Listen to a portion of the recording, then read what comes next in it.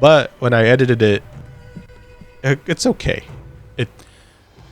I think for the purposes of the show, what it is right now, like I can't tell that it's even a little out of sync if it is. Yeah. I love the sentence when I edited it, because when you say it fast like that, when I edited it, bars. Edit. When I edited it.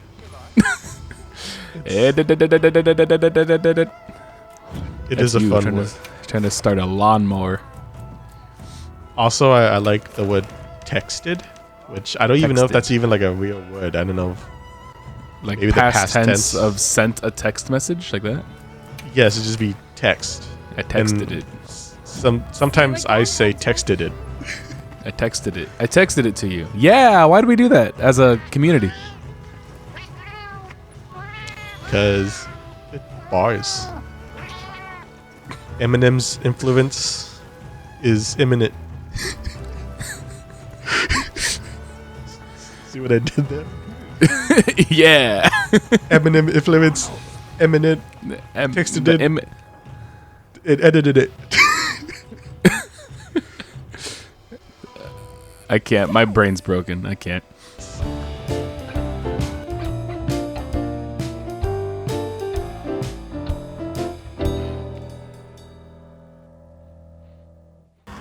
I want to go to Vancouver.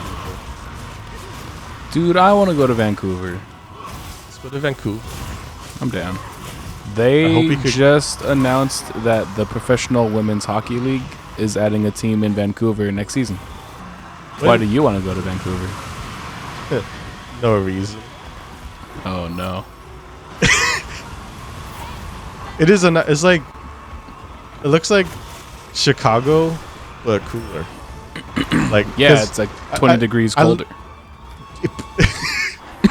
And you know what? You know what? My book though, that does make it just also more pleasant to be in, because I'll melt if it's 75 degrees. That's fair. Which it is getting there. Although not too much. Like last week, it was kind of cool, but yeah, it's supposed to rain this weekend. I heard. Oh, but you're gonna be gone. Oh, is it still gonna rain up there? It might snow Sunday, which is the day we're coming back. So we're gonna get snowed in. And then Edward Snowden. It's just to be all the boys and Savando. Did you know I've only been on like a few vacations in my adult life? I was doing the math when you just said that, and I was like, wait a second. See, all the more reason for us to go to Vancouver. I know. And you know, like I was God. I love his laser in this game. It looks so cool. Don't get hit by that. Don't get hit by that. There's a lot of good music coming out this year. And one thing that I thought of right now was Korean pop singer. His stage name is Chu. CHUU. And she put out an EP last week. It's really good. And I haven't listened to like a female-led K-pop kind of thing in a very long time, so I forget how like upbeat and bubbly everything is, and I'm like, I need more of this in my life. I listen to too much scary music lately, which also that's been really good this year as well. Because Death Haven is still really good. I listened to that again recently. I'm like, yeah, this you're gonna go from black metal to K-pop. Yeah, that's my shuffle. There you go. Is she playing in Vancouver? Is that why you mentioned Vancouver? No, she hasn't mentioned a tour, but I brought her up because she released an EP in 2023.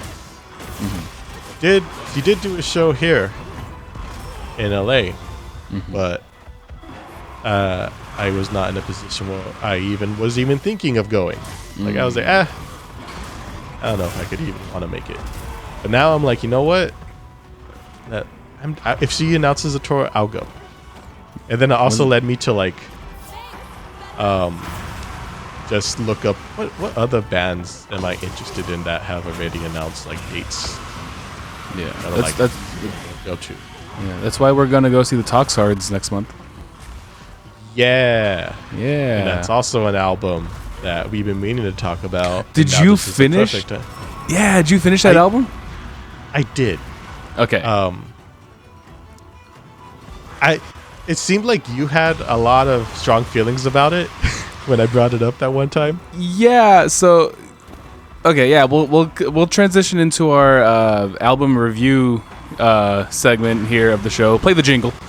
And yeah. So at the time, I listened through it once, and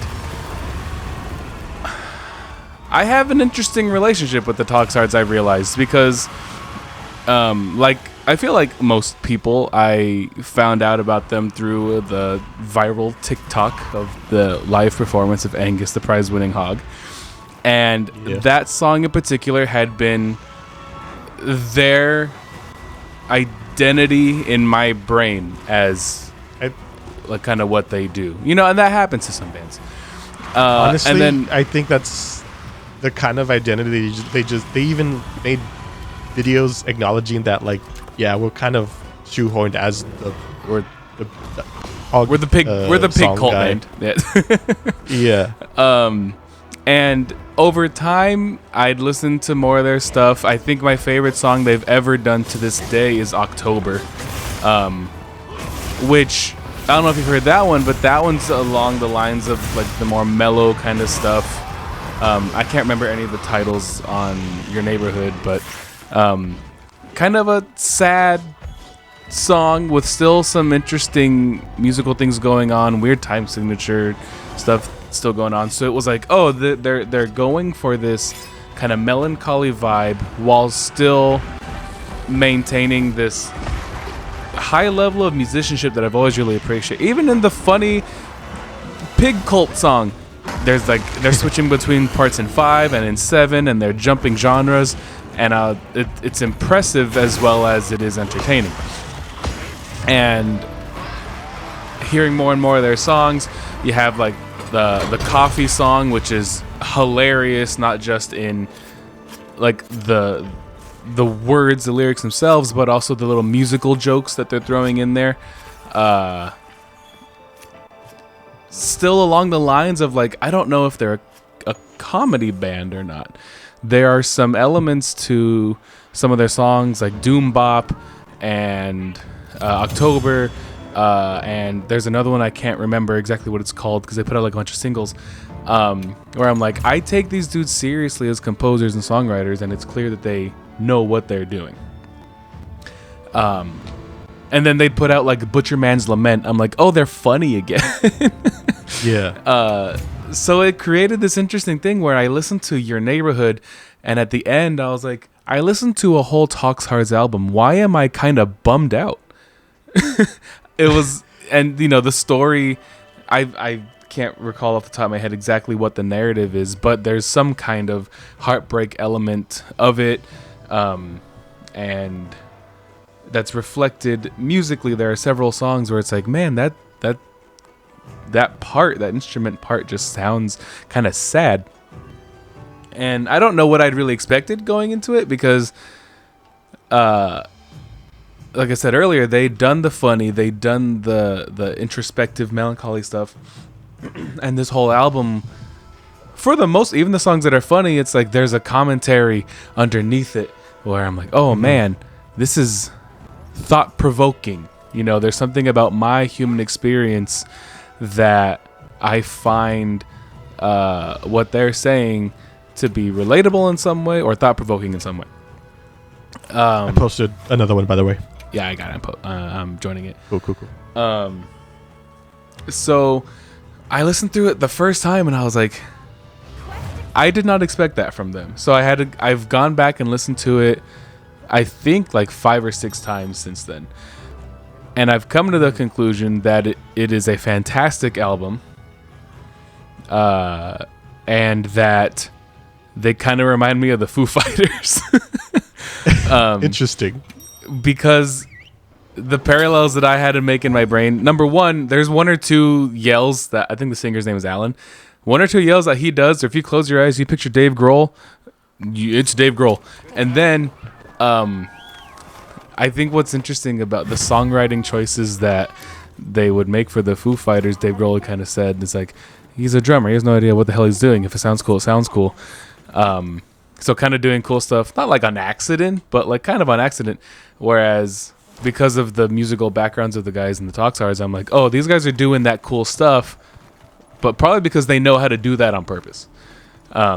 Definitely, yeah. And there's some like one or two like vocal melodies or chord progressions or even just the way that the vocals are delivered where I'm like, I don't think they've ever explicitly like said there's Foo Fighter influence in terms of composition or production, but there's some Foo Fighters in here. I know, like, I've talked to the guy on Instagram about Rush. You know, they're outspoken about the love for Rush, which I always appreciate. Yeah. But that's stuck out to me more so on this album than on anything else they've done. I have one more main point about this album, but if you want to cut me off, you're allowed to, because I realize I've been talking for a long time. No, it's okay. Go ahead. The last thing, I think what I actually really love about it is that this album, to me, cemented this production style that they have. These little things that they'll throw in there that have showed up in previous songs. And I'm like, oh, that's not like a instrument playing choice or a vocal delivery choice. That's like really cool ways of like muting stuff after certain hits so it sounds a little bit more like digital.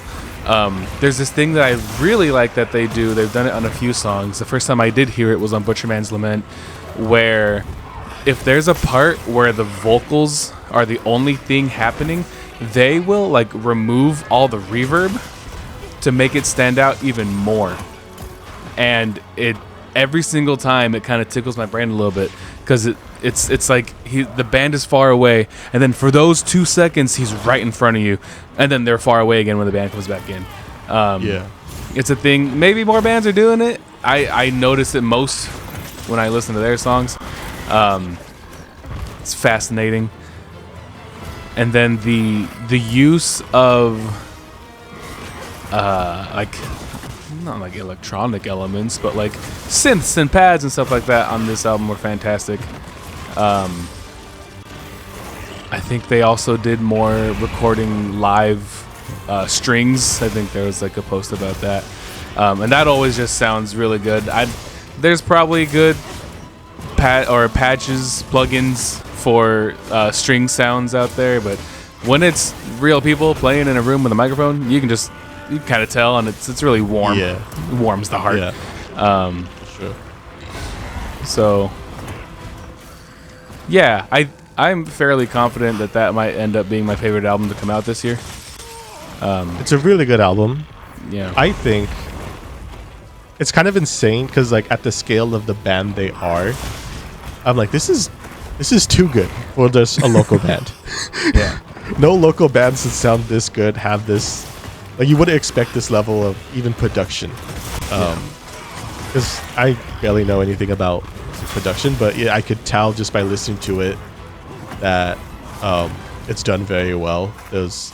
I've been thinking a lot more about that one reel I sent you like maybe a month ago where the guy was talking about Genie in a Bottle, and you were talking about something Mel mentioned about like having space for what could fit in your ear. And then when I was listening to this album, I was really hearing that, like, yeah, they're really good at like leaving space for the parts they want to stand out. And when the full band is there, it doesn't feel entirely overwhelming. And you could hear like every single little piece very well. that's a great point. And everything, what thing you mentioned? Oh God, Older Garen's here. I was like, why can't I carve? Sir. I'm gonna go Conga Lala style. I need to carve that. There you go. Certainly. Keeping up with the singles that came out for this album, I was actually kind of prepared for them to be a bit serious, which they've always kind of have been. Like, yeah, Angus the prize-winning hog is really funny, but I mean, that's the way to say it. They'd sprinkled it in for sure. Yeah. Yeah, just like, I don't know, like American religious commentary just a little bit. Not saying anything totally outright, but just bringing it up, the subject, to make a joke out of it. Yeah. And then there's like a lot of, particularly in this album, just like being in the rat race. Like even the coffee, you know? The thing about coffee, just even culturally to the world, is like this drink has helped humanity conquer the night. Like, we can now sleep less because we have something to keep us sharp without enough sleep. That's something they talked about in that song.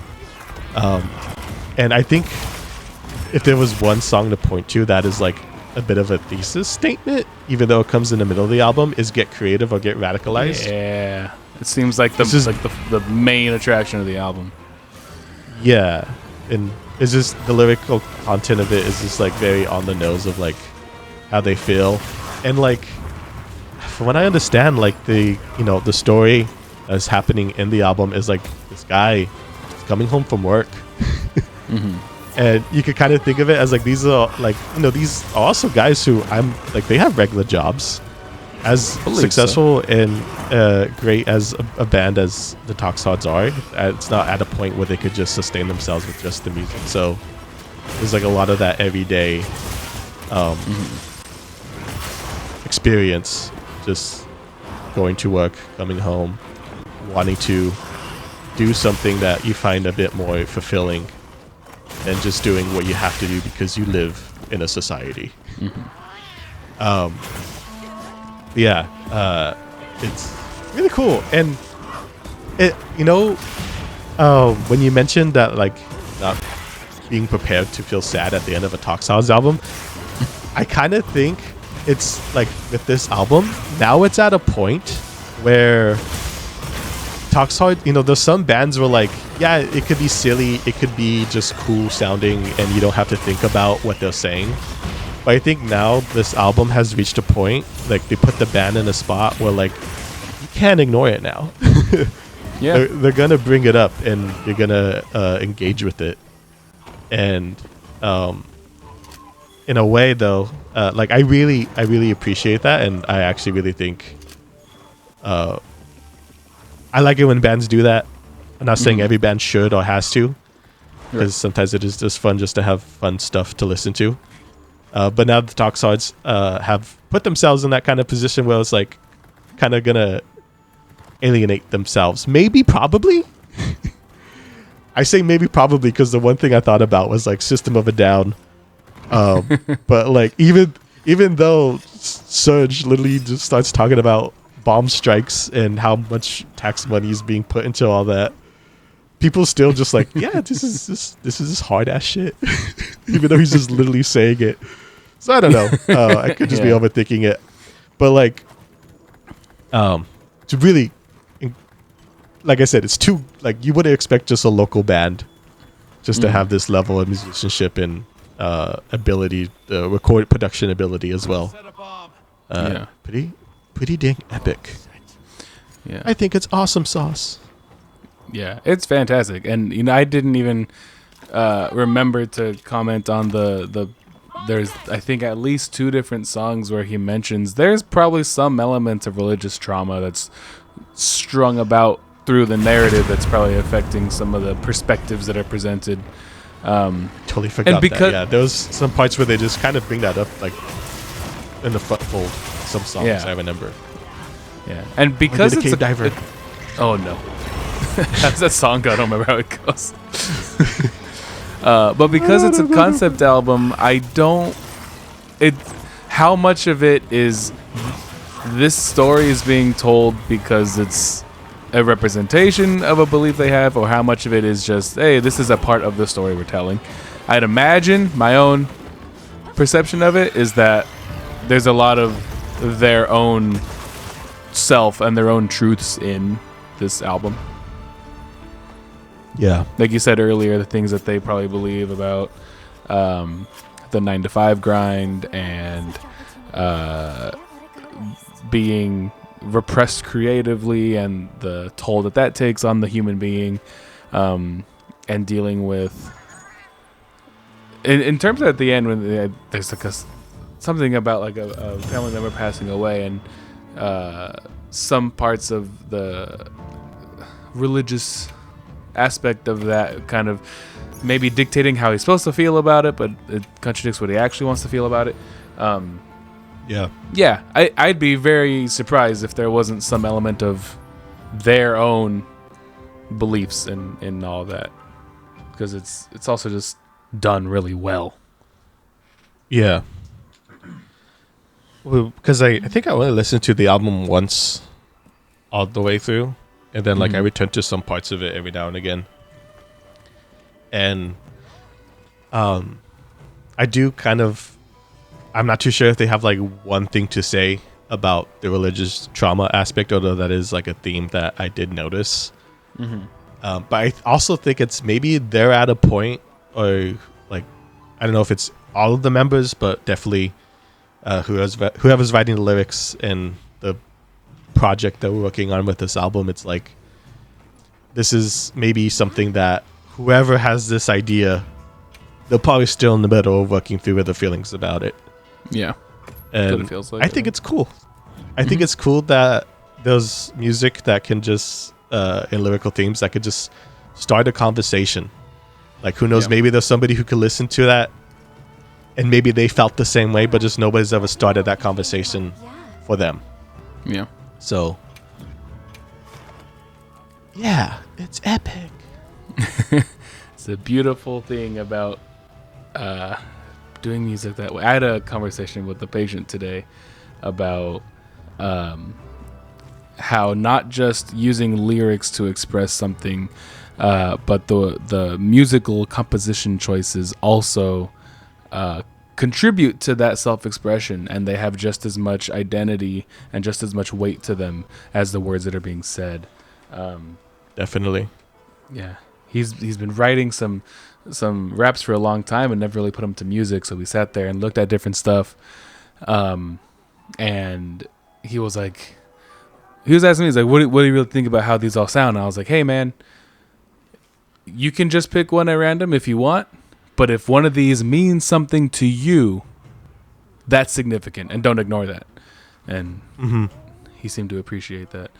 So having a story like this because I think we've talked about it in many different conversations about how there's, especially in the religious trauma deconstruction realm, it's been put to a lot of different kinds of music. And the music itself, it can be something that connects with someone or doesn't. So this is, I don't think I've ever heard it come from a planet like where the Toxhards live, and the audience that they've cultivated through songs that they've put out. But it's fascinating, and I when we go see them, I'm gonna probably try to see if they have it like on vinyl. I'll buy like 4 copies, and one for everybody. Yeah. Ooh, 2 spiders. Right. Oh yeah, I forget what we get with this one. Oh, the Zulu that we just hunt. That one gives you, I think it's called Blossom Dance tickets, and you can get the Sakura Tide armor set, which is mainly useful during the duration of this seasonal event, which ends, I think, on the 8th of tomorrow. May. Tomorrow. Of course, by the time people listen to this and watch this, it'll be gone. Go get that armor right now if you're listening to this. Go back in time and get the armor. You know what's a good time for? What's it a good time for? It's time for the Monster Hunter name game. This is the Monster Hunter name game where Michael guesses the name of a monster, and it's a game. Let's go. Play the jingle. And I was about to say, Michael wrote a beautiful theme song, and it goes like this. Wow. Wonderful.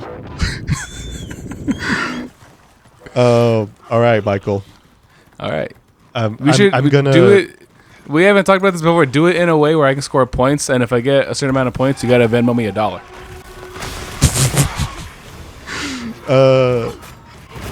Yeah.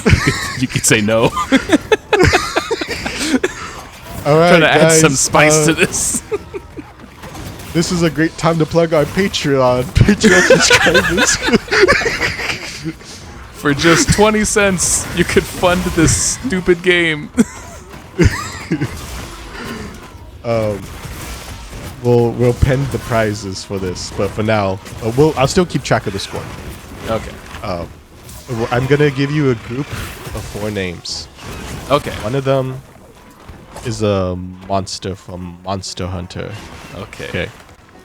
So for the first group, we have for the first one, it's Albion. Okay. For the second one, it's Dalamadur. Oh God. For the third one, it's Girder. I hate And this for the game. fourth one and final one, it is Lep. Glep? Lep. Okay, it's for sure not that one, unless it is that one. I do want to preface this again by reiterating the fact that I have played 2 Monster Hunter games out of the 30 that there are. This being the second one. Yeah. All right, one more. Give me each one more time, just real quick. Okay. Albion, Dalamadur, Girder, and Glep. Out of these, I want to say it's Albion. Was that the first one you said? Albion was the first one, yes. Okay, and the reason I think it's that one, and this is based purely off of, does it sound kind of familiar to other monster names, which might not be a very smart way to go about it, but it reminded me of Alatreon. So, and I know sometimes monsters can be kind of related, like Diablos and what was it? Monoblos. What's the other? Yeah, Diablos and Monoblos, yeah. That's the one. So I'm gonna lock that in. I think it's whatever that Albion. If I can't remember So it. Albion is your final answer? Yes. Michael, put in the little jingle that sounds a lot like Who Wants to Be a Millionaire. All right. You are incorrect. God dang it. The actual monster in this group is Dalamadur. Okay, I thought that sounded way too stupid to be the name of a monster. I was like, That that's is gotta be a Pokemon. That's That is actually the monster that made me even think of doing this game. okay. That makes sense. Because I was like, Dalamadur, even to me, is an absurd sounding name. I will say that, okay, so one thing I've been doing with this might affect the way you think about these. Well, definitely will, actually. I do sometimes make up shit. And sometimes I also pull up Pokemon names. Oh, there you go. And sometimes I also pull in names of ships from Azur Lane. And Albion is a ship from Azur Lane. So, Put a picture of the ship right here. Honestly, they just released a skin for her, and I'm obsessed with it, which I cannot put on screen because I did in a previous video, and it got demonetized. Oh my god. But it was worth it. Yeah. I did look up a picture of Dalamadur, and Dalamadur looks way too cool to be called Dalamadur. So, take that, Capcom. All right, second group. Okay, for the first one, it was. I'll be quicker, I promise. Okay, it's okay. Seratonoth. Stay out of my fight. Okay. Anorith. Okay. And then for the third one, Zaddy. And for the last one, Akagi. So we got Seratonoth, Anorith, Zaddy, Zad. Kagi. I think it's the last one. I think it's a Kagi.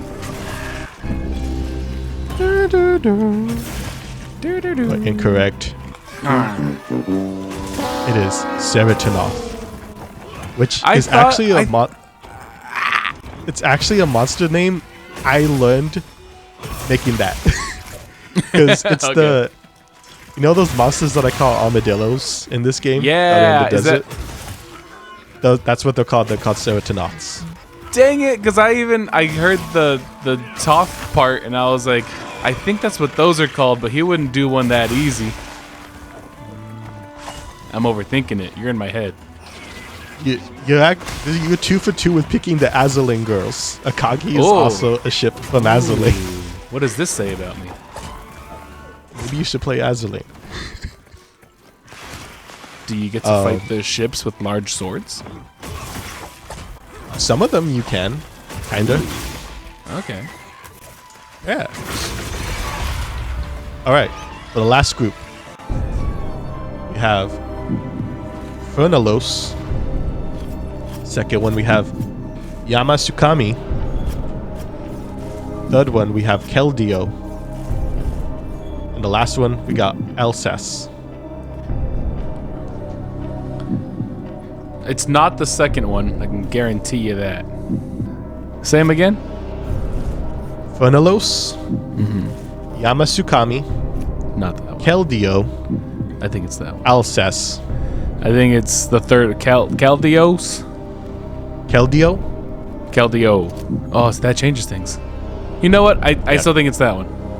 Keldeo. Dun, dun, dun.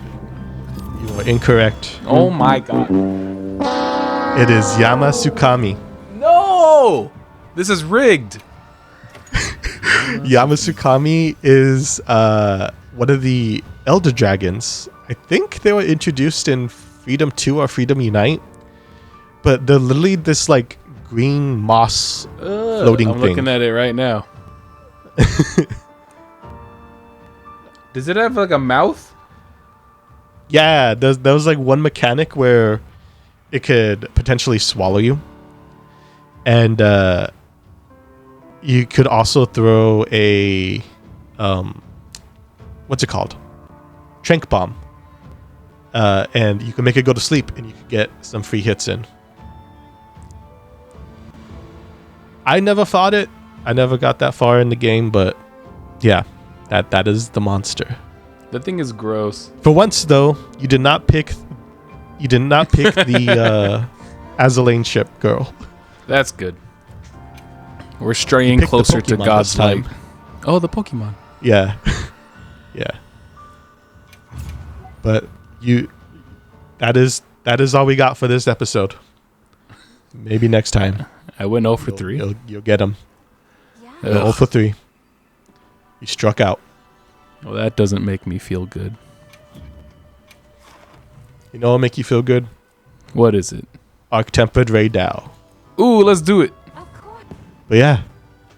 So I don't think I mentioned this when I was saying last time. I also, when I made up stuff for like monster names, I do kind of think about like what are the common like ending sounds of the names, like Alos, Anoth. Yeah. And I just kind of make up stuff.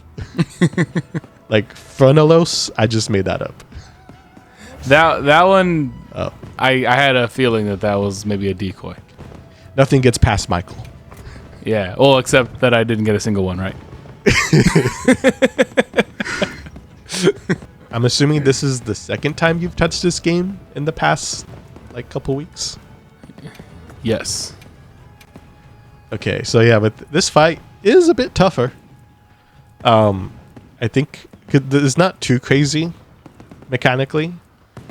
It's basically just a Rey Dau fight, but the main thing is that he has like explosions of lightning trailing behind his usual attacks. Okay.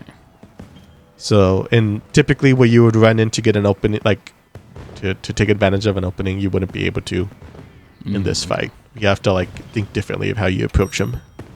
Good to know.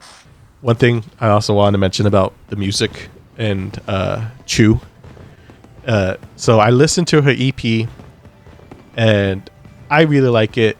And it could just be that I'm in love with her, and she's my lesbian wife. I am starting to think, because of a couple of the songs in this EP.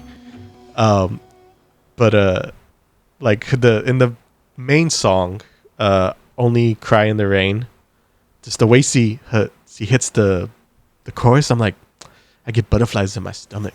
Ooh, beautiful. But the main thing I want to discuss is that she has a song that I was showing my sister, and it's called "Kiss a Kitty." Okay. To which, when I told my sister, she was like, "You might as well call it "Kiss Lick a Pussy." And I'm like, "Oh yeah, might as well." I always appreciate your sister's insightful comments. I do as well. That's why I go to her. What do you think about this? What is your commentary on this? Well, Something about pussy, I think.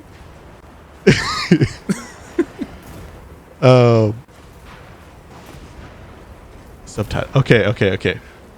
So she has a music video, and the captions have, the lyrics. She sings some of the lyrics in English, and the opening lyrics go, "I want to kiss a kitty kitty and tell her she's so pretty, pretty. I bet she's silky smooth and she got attitude." I think she's trying to tell us something. What could it be?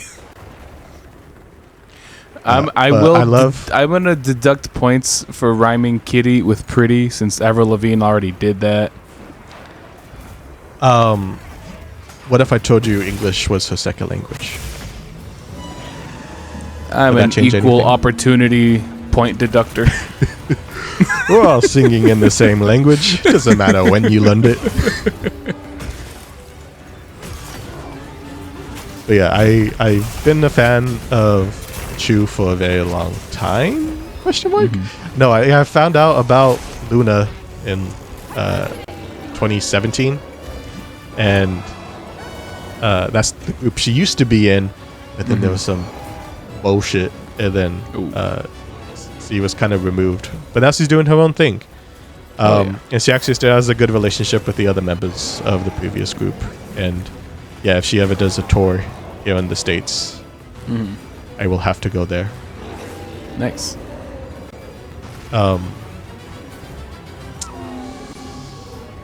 Yeah.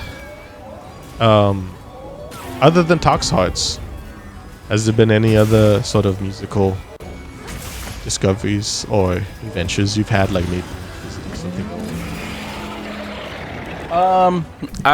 There was an album that came across my Spotify today. I think the album is called "And Now the Weather," but it's just it's ANTW. I like the name. Yeah, let me see what the band was called, because I did say very rarely does something come across and I tap on it and then I listen to it and I'm like, oh, I'm gonna save this. So it must have stuck with me, at least while I was at work. Heavy Weather is the name of the group, and the album is "And Now the Weather." This album came out today, actually, as we record this, April 30th, 2025. And it provided a nice musical background for me to type all my notes to. It's kind of like indie rock, soft alternative rock, just kind of easy listening. Couldn't tell you any of the song titles because I just had it on in the background, and sometimes I'll have something on and my brain will go skip this or put something else on, but this one was like the whole album went through and I was like, oh, okay, that was rad. So I myself, I'm also like just discovering this group and this album. So is it like a mostly instrumental kind of thing, or is it singing? No, it's singing. There's like full orchestration, composition, full instrumentation. I forget that. Like, is it easy for you to like tune out singing when you have music on. You know what's funny is that usually if I'm familiar with the music, I can tune out the singing. But if it's something that's relatively new to me, typically I'm like, I need to at least try to listen to the words. Oh, I completely missed with the falling boulders. But for the most part, maybe it's kind of changed because I remember like early college years, I had playlists of like metal instrumentals, Rush instrumentals, classical guitar, sonatas because I was in classes about classical music. Yeah. And I find myself always putting those on if I was doing homework or studying or whatever. But these days I can tune it out, which is interesting. It's a new skill unlocked. Yeah, I think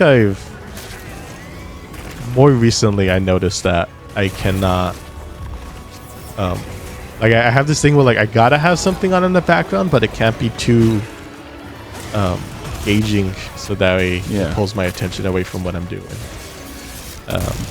Did you ever do that thing that's real popular where you just put on like a 10-hour lo-fi beats on YouTube and then just do what you need to do? I don't know why I don't do that, because I don't mind the music. Maybe I'm just a hipster about it, because like I kind of don't like how it got super popular. I was listening to that kind of music like before it kind of popped off, and it was even called lo-fi. It was just like hip-hop with jazzy stuff. Yeah, I really should just accept the fact that I'm no longer hip and I'm one of the kids. Okay, I keep bringing this back to Chu because I'm in love with her. She's 26, and I'm like, dang, I'm not like so like I keep thinking about this, how like sometimes I talk about being 30, which I just turned 30 like 25 days ago. I'm like, I know I'm not old, like I'm still young, and like, but like I do think there is a significant difference between like mid-20s to 30. But not so significant that I would be like, I'm ancient, what the fuck. But there is a difference to me. Yeah. So yeah, like I was like, wow, she's 26, that's really young. And then but then I look at her birthday. She was born in 1999, and I'm like, what? You were born in the 1900s? That was a quarter of a century ago. Fucking dinosaur. That is, that's only, mind you, I am 29, so I am still full of youth. But it is funny how even though 26 as a number, it's only 3 years removed from where I am now, but in like a stage of life kind of conversation, it just feels so much like longer ago than it actually is. But you and I were both 26 post-COVID. Dude, think about that. Like, think about that. Yeah, that's a big one. Are you thinking about it? I think about it. It's kind of weird to think like, I was 26 4 years ago. I'm good at math still. But like who I was at 26 is very different than who I am now or even last year. And yeah, this is one of those things I'm like, I don't think I've ever said this to anyone, but it's something I thought to myself. I'm like, it's crazy how like something can happen to just change the rest of your life in a single day. And like typically in the day-to-day life, you just you go through stuff. And I think over time stuff does kind of just affect you and change and shape the way you feel and think the more you, kind of think about it or whatever. But then sometimes it's just like one thing that happens, and then all of a sudden just the way you look at everything is different. So it's kind of like when I think about like, wow, that's a lot of time.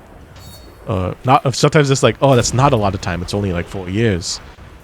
But then when I think about like how so much can change in a single day, and then how many days are in a fucking year, man, it's crazy when you think about it, fool. The passage of time is a crazy thing. Yeah. Yeah, I know what you call that. That concept too. I'm sure there's a word for that phenomenon or that like realization, but it is. I was having a conversation. I think it's probably with one of my patients actually about how how significant can one singular event be in your life, which I think is kind of related to like the things that can happen in one day and how much change that could bring. It's kind of a big concept, and mind you, he's dealing with lots of other symptoms. So he's wrapping his head around a lot of things, but yeah, the news that you can get or experiences that you have that in a matter of seconds sometimes reframe things in your mind or add new considerations towards making choices that you didn't have before. It's a lot. Yeah. It reminds me of this Rey Dau. Because he is a lot. I already died once. I don't know if you saw that. I didn't even notice. Yeah. Oh, then never mind. I didn't. Flawless fight. All right. I did a cart to my first arc template now, though. Ah, okay. I feel better. So, yeah. You didn't even cart yet, did you? You just got the KO that the. Actually, no. I did. You? I did completely die. I didn't get the guts thing. Oh, interesting. Yeah. Well, I just died right now too. That's fine. I forgive you. Did you listen to the new Turnstile? I have not yet, actually. It's really interesting. Just the 3 tracks they've put out so far. I'm like, not only does this like still sound like Turnstile, and also sound a bit like, it sounds like Glow On, but not entirely like Glow On 2. It sounds like an evolution of what Glow On. Like, are they still a hardcore band, or are they like trying different stuff? They're definitely still a hardcore band.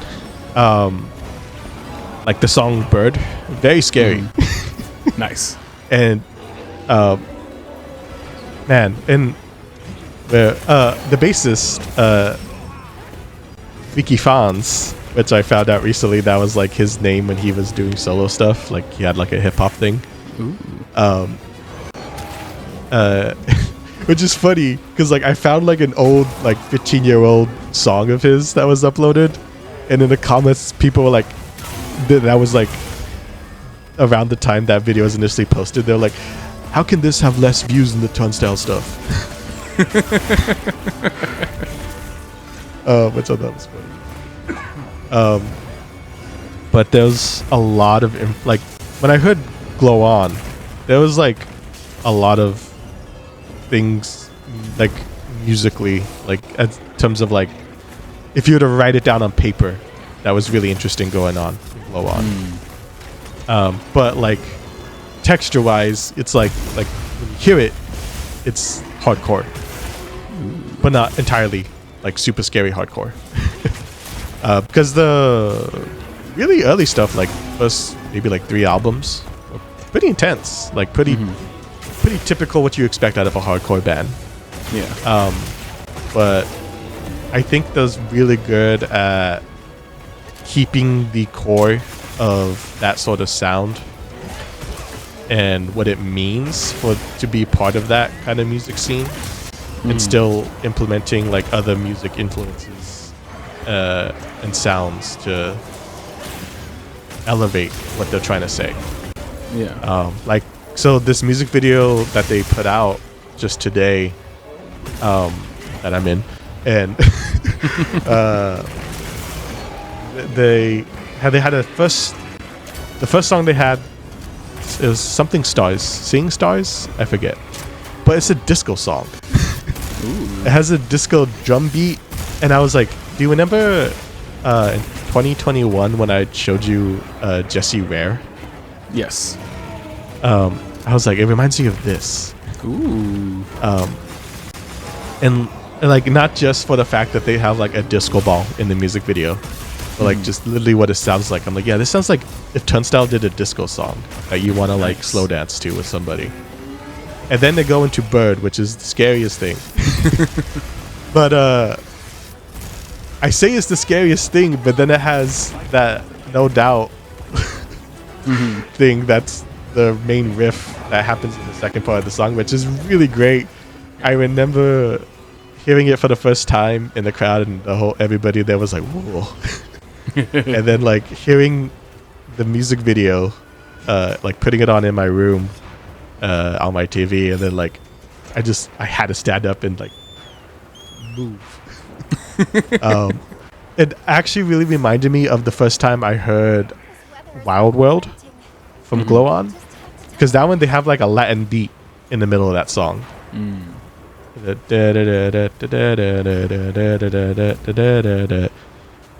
I'm like, they're playing some ripping ass guitar, but you could dance to it. Hell yeah. Yeah, and the first part of the second song, Bird, or Birds, is like this kind of droning synthy kind of thing, which hearing that live with those loudspeakers and like you feel it in your gut, it's scary. Yeah. And then when you're sitting in the middle of a hardcore show where everybody's going to be kicking and flipping off the stage, you're like, yeah, I'm in danger. But it's really cool because it's safe danger. Yeah. And when Freaky Fonz, bringing it back to what I was trying to say earlier when I brought up Freaky Fonz, when he said in that one track, you got to see it live to get it. It's like, yeah, you really got to see it live. And I'm like, they recorded everything on film cameras, no digital cameras, film cameras. Yeah, like, you can tell even just from the stills. I'm like, this looks like it's 20 years old. Yeah, yeah. And it's just like they're really about the authentic experience. And in a world where AI is forcing its way into every part of our lives, I really appreciate that. And it's really I hate that it's getting to a point. I hate, but I like it. That it is at the point where like I care about this because a human made it. Yeah, that's a kind of depressing thought. No, that sounds cool though. I've listened to maybe like 6 or 7 songs of theirs, mostly ones that you showed me. And the thing that I've picked up from those songs, the ones only that I've heard, is that it's kind of like the Nirvana thing. They had this ability to take this relatively simple idea, like hardcore bands often do, is this one kick-ass riff or this one really good like vocal hook, and make that interesting enough for the duration of a whole song. And I knew there was more to it than that, but that was like one of the like major impressions I'd gotten. So if it sounds like they are pushing the boundaries of like, not only is it, because I always think when these things happen, it's the guys in the band, like, yes, there are expectations based on our discography, but what do we like? And what kind of things influenced us to want to pick up a pair of sticks or start writing down lyrics or pick up a guitar? Yeah. It's funny you say that. I figure that's the driving point every time. Yeah. It's funny you say that, because immediately what I thought about was this one interview Kendrick Lamar did recently. And he never really does interviews. And the interviewer asked him, like, what was like the basic idea you had going into making GNX after making Mr. Morale and after this whole feud with Drake. He was like, really, I just wanted to make something that I liked when I was a kid, just hard beats. Nice. So yeah, I really I just made that connection that I was like, it's kind of connected just like every musician. It's like, what do you like? What makes you want to do something? And then like, how do you put that together in your own way to say what you want to say? Was GNX also this year? Last year. Okay. It was November last year. Okay, cool. Yeah. Look, I already declared Toxhards my favorite album of the year. It's like, But wait, that one came out. If GNX was this year, my bad, y'all. That's cool, dude. I'm always fascinated by the things that, because Kendrick doesn't. It feels like he doesn't say too much.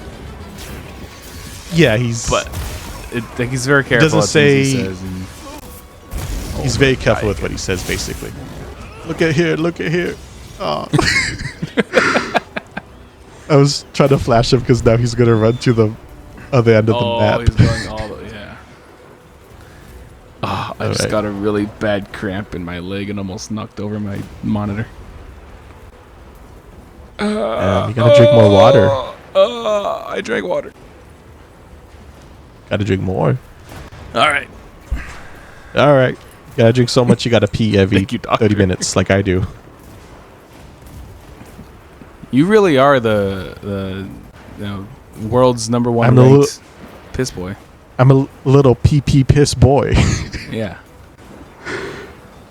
I'm like that all the time. I've been like that forever. How are you on long drives? I can lock in. Okay. I don't know why. I think my body. When we drive to Vancouver, I'm not stopping. We're driving to Vancouver. I thought we were taking a plane. Nah. It was funnier this way. Yeah, like when my dad and I went across the country to. Why'd I put a shock trap? That'll work. To my sister's graduation. Yeah, I was fine. Although, nice. like, I was also deliberately like not drinking a lot. Oh fuck! I better heal. Although, like, I did bring that thermos of coffee, which I was even telling Jacob this. Because I brought that thermos with me to when we went to go see Turnstile, but I left it in the car all day. Ooh. And then, but then when we were driving home, I still had warm coffee because my thermos kicks ass. There you go. What brand is it? Shout it out. Contigo, I think it's called. Is that the Costco brand? I got it from Target, but that was like 8 years ago. Oh, so Lord. I don't know if they still have this one. So yeah, it's an 8-year-old thermos that works really well. Let me borrow it so I can keep my hot chocolate warm on these summer nights. Sure. No, I don't want you drink out of that. I don't want it. Yeah, you don't want a little pee piss mouth juices. Don't say pee piss mouth juice. That's what I am. Fuck, what was I saying? Pee piss. I'm the pissest. Time to piss. Yeah, like, okay, the best sip of coffee I've ever had was on that drive. Like, because we started the drive, and like when I got like halfway through Arizona, I was like, okay, now I'll start drinking my coffee. And it I don't know, like it just got to like marinate in its own coffeeness for like 5 hours in that little thermos, and it was like the perfect temperature and hit, and I was like, this is really good. That's the word I'd use, it fermented. That was our tempered Rey Dau, everybody. Nice. What'd you think of Rey Dau? Leave your responses in the comments below. If you had to rate Rey Dau on a scale of 1 to 10, what number would you do it with? Dude, I hate looking up stuff on Twitter. Because, like, if I look up something, I'm going to be exposed to a fetish I have no interest in. And I'm bringing this up because I was trying to find this one specific Rey Dau picture. Oh, God. Which I I knew I saw it on Twitter, but I was like, all right, I know the risks, but I will look. But I am looking respectfully. I against my judgment, I was exposed to some Rey Dau hole. Ooh. You know what? I don't like how the interest that ooh just communicated. Let me try that again. Ooh. No, I'm just gonna edit it so that way you say that ooh a second time. No. I have the power. We must We take are this power from him. Yeah, we are 10 hours in to this episode.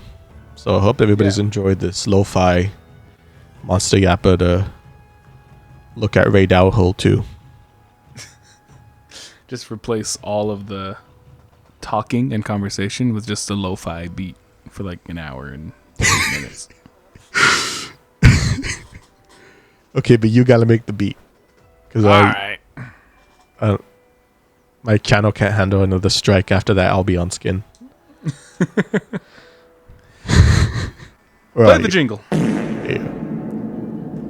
I know you talked about having casual intros. How you end them now? See you next time, guys. Like that. Real cool like that. Yeah. That was Do you have any closing thoughts?